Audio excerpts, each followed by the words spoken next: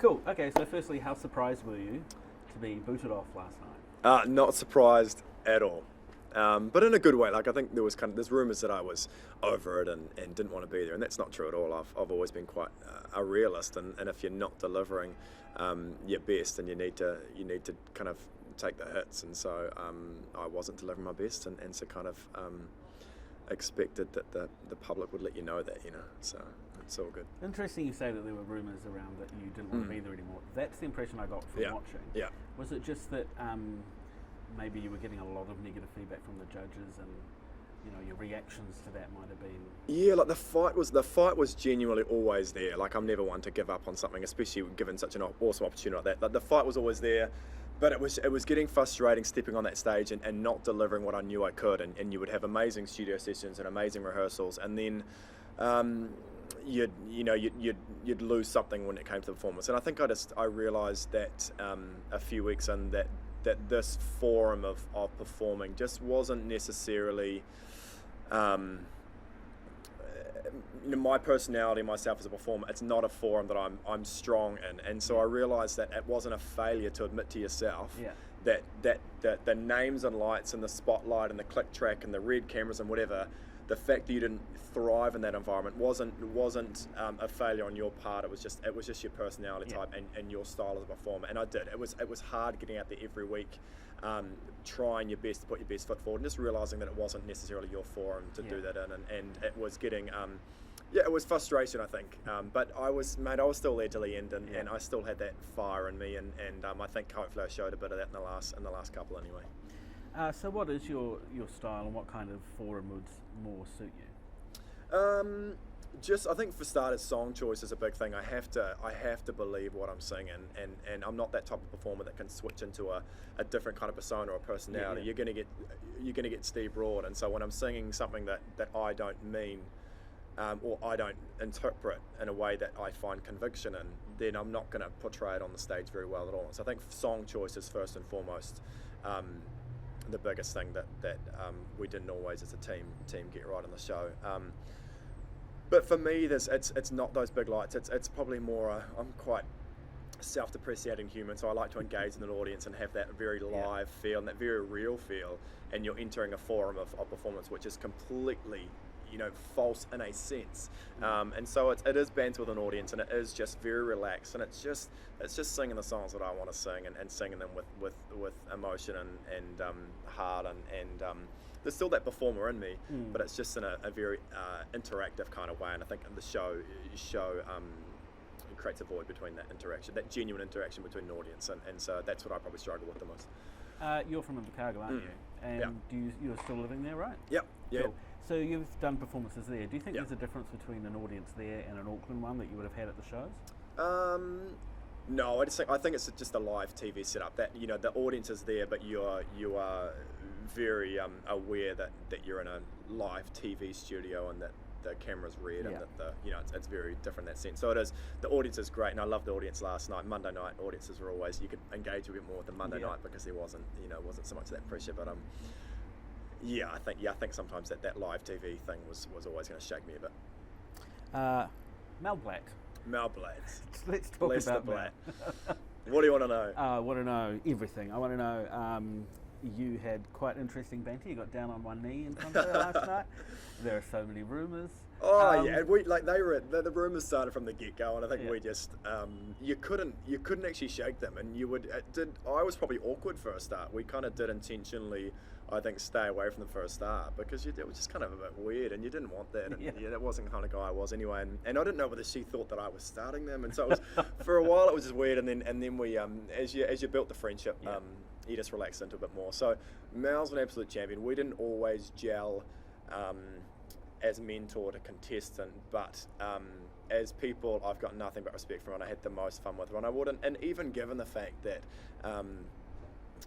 musically we did make some choices that probably weren't amazing, I wouldn't change as a mentor because she had my back, and she was hilarious, and I treasure the experience, and so much a part of that is because of Mel Blatt. We've been playing a game called Marry, Eliminate and Win. Okay. You have to pick a contestant you'd marry, one you'd eliminate, and one you think will win. Okay, from the ones that are left? Come Yeah, on. pretty much. It doesn't leave. Well, you could go. Maybe you could go the whole competition. Okay. Mary. Oh, that would be it. Mary would be a tie between Sarah Spicer and Lily Bayliss. Yeah. Just beautiful, like, spirits and just great Yeah. to be around. That's Mary. What's the next one? Who would you get? Who would you eliminate? Oh, has everyone else been real honest? Yeah. Oh, that's tough. That's real tough. Go with one that's already gone. It might make it easier. Eliminate Stuss simply because I think they were just probably a wee bit too young and probably in the scheme of things probably were the standouts for the ones that probably needed a couple more years. And because we came in at such a strong top 13 that I think anyone with a slight lack of experience was going to struggle because it was so competitive and so such a brilliant talent. But they're champions, so I think it was just an age thing more than anything. Yeah, and win. Who do you think is going to win? I think I really want either Bo and Nisa to win, to be honest, and I'm quite open about that. I think that they Everyone said Nisa so far.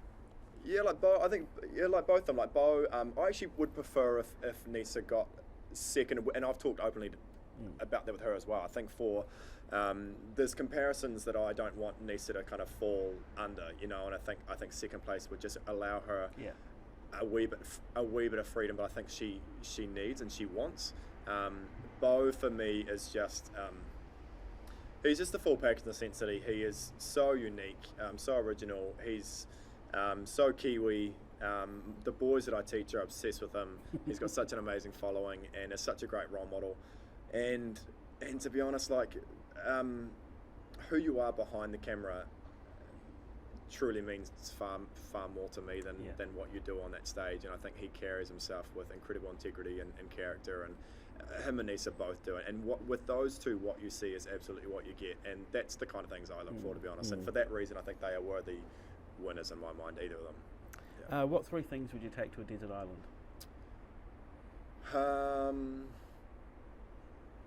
I did this the other day. I had real good answers, and I've completely forgotten. It shows how tired I am.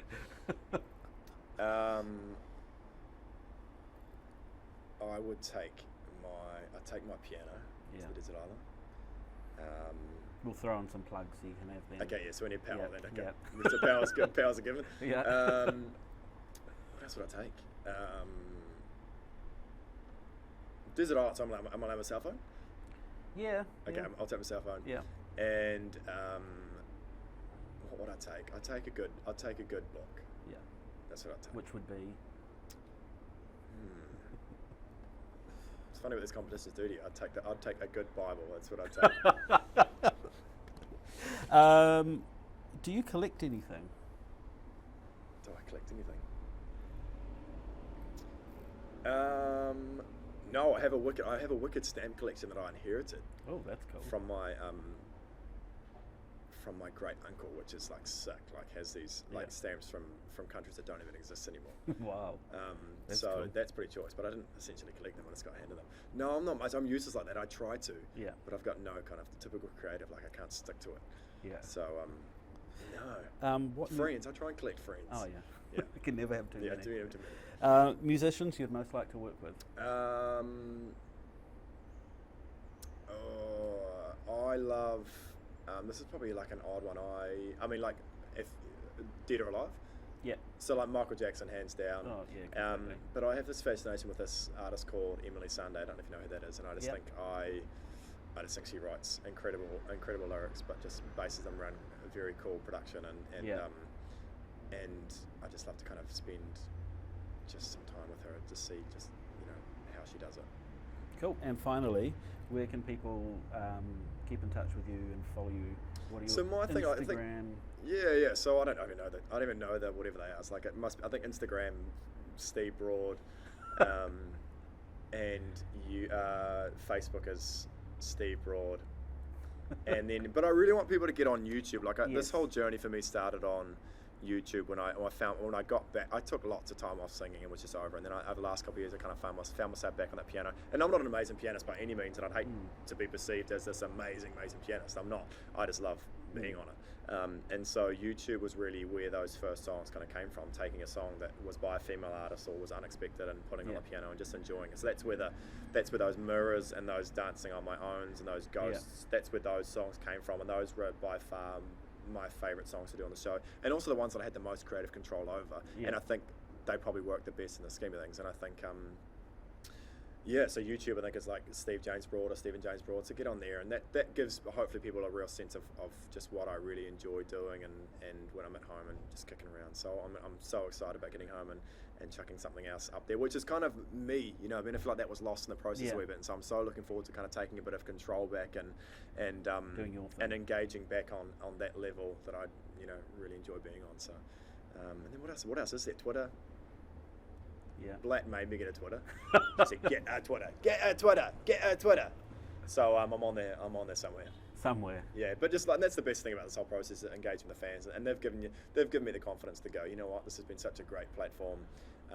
Use it, and just have a good time with it, and keep those people engaged, and be thankful for the fact that they've been there throughout the journey, and keep them there, So cool. Thanks for your time. Awesome. Cheers, man. Cool. Thanks. Appreciate it.